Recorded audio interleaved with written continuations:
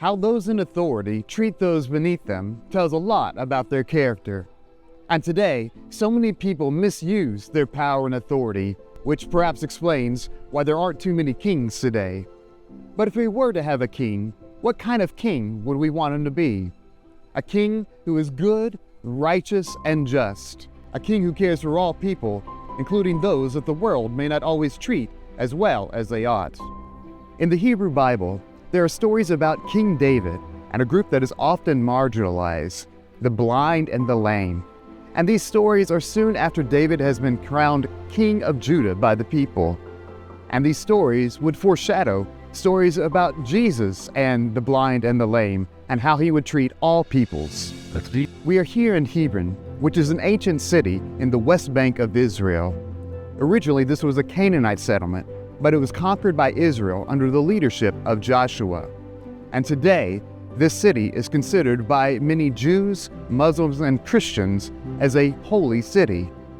Behind me is the tomb of the patriarchs, where the patriarchs of Israel, Abraham, Isaac, and Jacob, and their wives are thought to be buried. In the Bible, this tomb is called the Cave of Machpelah. This tomb has an incredible set of walls around it, which was built up by King Herod the Great.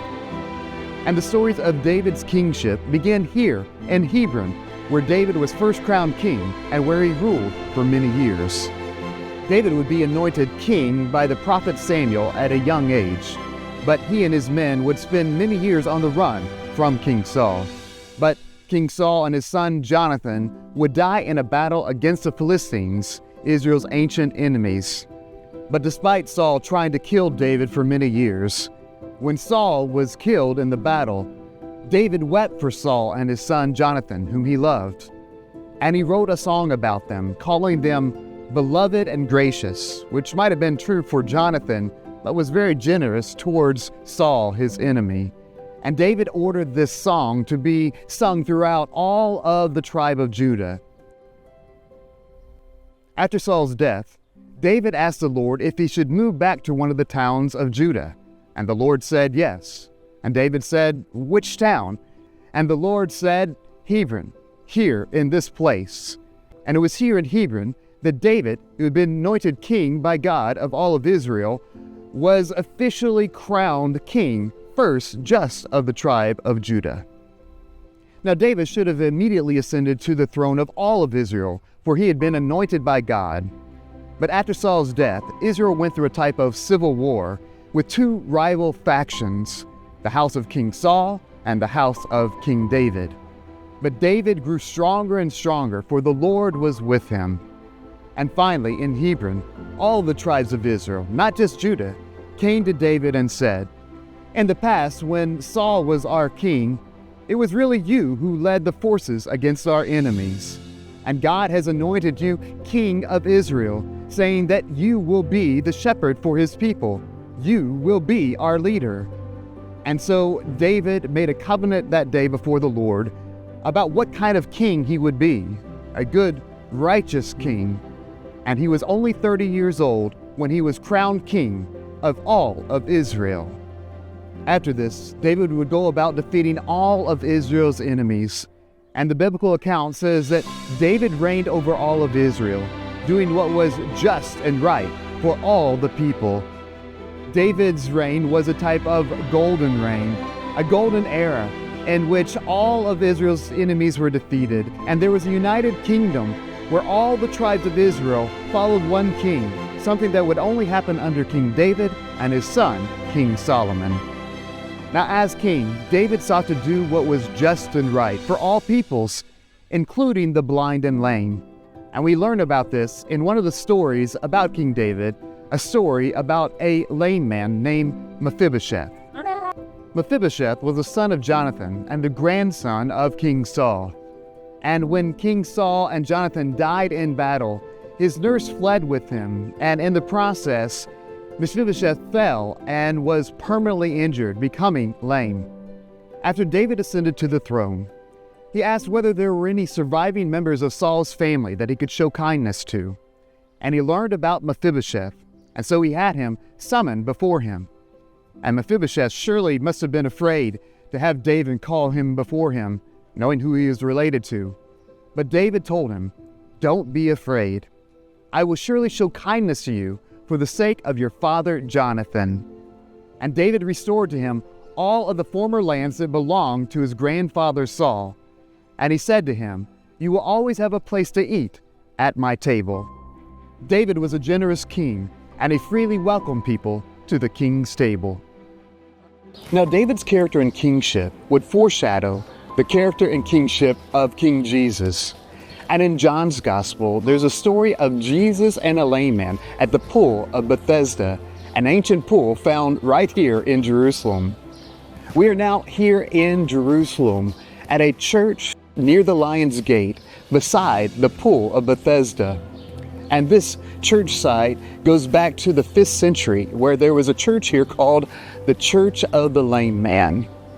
And the pool of Bethesda was a place dating back to Jesus' time in which the blind, the lame, and those who were paralyzed came and would lie down.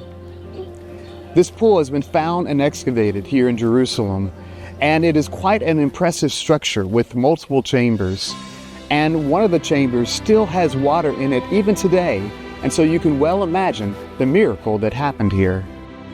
Now, there was a man at the pool who had been lame for 38 years, and Jesus asked him a question: "Do you want to get well?" Which is an interesting question. Not everyone wants to get well. But the man basically said, "I want to get well, but there is no one to help me get down into the pool." This pool was thought to have healing properties, and so he wanted to get well. Then Jesus said to him, "Get up, pick up your mat, and walk." Now, this surely wasn't what he was expecting to hear, but Jesus is a king who heals. And it says that the man was cured at once, and he got up, picked up his mat, and walked. Now, this should have been a cause for rejoicing, that this man who had been lame for 38 years now could walk. But the day on which the man was healed was the Sabbath, and the religious leaders said to the man, "That's great, but you know that it is the Sabbath, and the law forbids you to carry your mat." No joy at his healing, only a rebuke. Now, to be fair, not working on the Sabbath was indeed one of the 10 Commandments. And hundreds of years earlier, God had told the prophet Jeremiah to go around to each of the gates of the city of Jerusalem and to tell all the people, everyone, that they were not to carry any loads through the gates of the city on the Sabbath day. And in John's Gospel, it's pointed out that the pool of Bethesda was near a gate, the sheep gate. But if they kept the Sabbath, the kings of Judah would come through the city gates, riding chariots and horses. And the ultimate king who would come through the gates was the promised Messiah. They literally believed that by keeping the Sabbath, they could hasten the coming of the Messiah. And if they did not keep the Sabbath, they would be destroyed. So there was a lot riding on this man who was healed, picking up his mat and carrying this burden on this day. But trying to be saved through rule keeping either leads towards pride or depression. It can cause us to become other people's judge and jury and believe that the rules are bigger than God, not leaving room for God's mercy and God's grace, which are also parts of the law. And the word Bethsaida means house of mercy or house of grace. We are saved by God's mercy and by God's grace. When the religious leaders objected to the lame man who had been healed carrying his mat, he simply said, "The one who made me well said, pick up your mat and walk." So now, how about you? What do you think about these stories of King David and King Jesus and the lame? What type of character do you think that a king or leader ought to have? And what hope or healing do you need in your life? May God bless you on this journey of faith.